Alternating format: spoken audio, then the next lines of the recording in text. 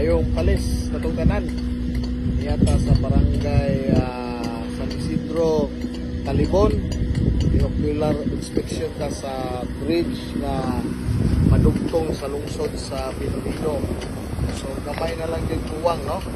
Ato nakita na ongoing construction, pamulong trabaho, busan, last haligin sunod gawa ko na dito sa lungsod sa Binondo.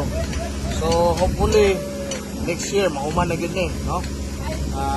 At least commitment sa akong amahan ang iyang damgo na makabutang og bridge gikan sa Talibon pangos Binondo diin na realize tungod kay ato kong gipadayon ang iyang mga damgo, o of course with the help of Congresswoman Banban Umitado kay siya naman po nakatiwas sa akong nasugdan, no? So thank you very much Congresswoman Banban Umitado, and of course sa LGU sa Talibon headed by Mayor Janet Garcia and Mayor of Binondo, Mayor Rini Burinaga, sa ilang suporta na na-realize yung bridge na ongoing construction. So muna kita na to, no?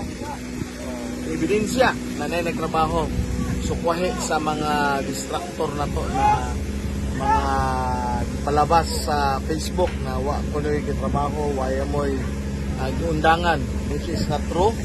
Na ang mga trabahante nagtrabaho, nagpaila na kung kita kasultis tinuod din ang atong pagawas na istorya. Dili na maghimuhimog istorya, dili mo cover up tungod kay matinud-anon ta, no?